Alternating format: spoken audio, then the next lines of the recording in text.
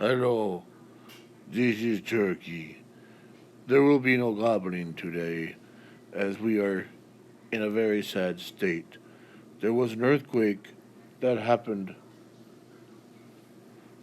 just a few days ago, I think it was yesterday, in which it was a 7.8 on the Richter scale earthquake.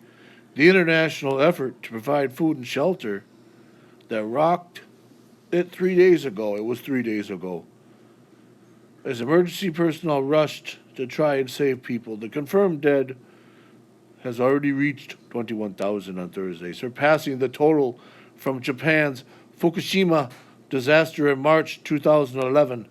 That magnitude 9 triggered a tsunami, killing more than 18,400 people.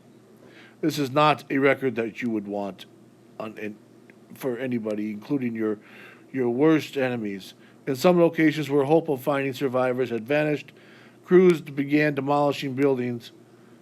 Vice President Fuat Oktay said rescue work was mostly complete in the cities of Diyarbakir, Adana, and Osmani. The UN said its first cross border aid convoy arrived in northwest Syria on Thursday. 6 trucks of shelter items and non food item kits, including blankets and hygiene kits. We have a glimmer of hope that we can reach people, said Mohammed Hadi, the UN's regional humanitarian coordinator for Syria. The International Blue Crescent Relief and Development Foundation said it was housing 9,000 survivors in the Turkish city on Sanliurfa. And Turkish President Recep Tayyip Erdogan said his foreign ministry has cleared 5,709 international personnel to work alongside more than 20,000 Turkish recovery personnel in what he called the disaster of the century. Turkish authorities said the death toll has risen to more than 17,600 in the country, with more than 70,000 injured. In Syria, including government held and rebel held areas, more than 3,300 have been reported dead and more than 5,000 injured. There was a baby girl that was born under the rubble in the Syrian town of Genderis. They named her Aya, Arabic for a sign from God. Her great uncle will take care of her once she leaves the hospital. Her parents and siblings were all killed in the earthquake.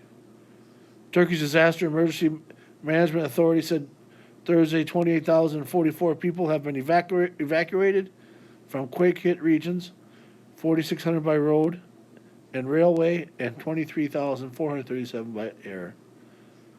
A 7-month-old baby was pulled out of the collapsed building in Turkey's Hatay province 66 hours after the quakes. Erdogan said 92,738 family tents have been set up to shelter survivors, with 5,557 excavators, tractors, and bulldozers were sent to the disaster area to aid the dig out. Among all the devastation and numerous buildings reduced to twisted metal and pieces of concrete, rescue crews have to prioritize where to focus their efforts, a practical decision with emotional ramifications. In the southern Turkey city of Adıyaman, Associated Press journalists saw a person pleading for rescuers to search through the rubble of a building where relatives were trapped. They declined, saying no one was alive, and they had to choose areas for possible survivors. A man who gave his name only as Ahmed told the news agency, "How can I go home and sleep? My brother is in there. He may still be alive." There were occasional success stories, such as a 17-year-old girl who emerged alive and a 20-year-old who was found, prompting rescuers to shout, "God is great." But for many, the realization they may no longer see some loved ones alive had already hit. In Nerdagi, 67-year-old Mehmet Nasser Dusan had no hope of reuniting with 5 relatives buried under the debris of a 9-story building. But he was determined to find their remains.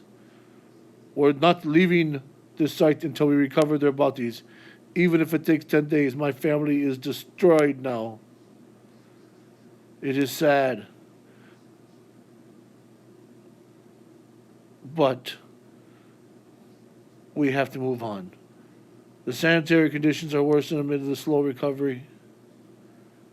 People are going in the street or abandoned buildings if they have to go to the bathroom. If this continues, there could be a serious health issue and illness. There's no hope. This person, Yilmaz, who had 6 relatives, including a 3-month-old baby, trapped inside. We can't give up our hope in God, but they entered the building with listening devices and dogs, and there was nothing. Authorities called off search and rescue operations Thursday in the city of Kilis, Saint Louvre, where destruction was not as severe as in other regions. So, as I said, several factors have combined to make the earthquake and aftershock in Turkey especially catastrophic. For one, they've impacted a stretch of about 300 miles under 13.5 million where 13.5 million Turks live, along with an unknown number of Syrians. It is so sad, and we have to wrap it up. Just keep Turkey in your thoughts and prayers, and make sure that you pray for everybody in Turkey and Syria. Thanks for watching. Don't forget to tell your friends and family to subscribe to Minnesota and Oregon. And pray for Turkey. Goodbye.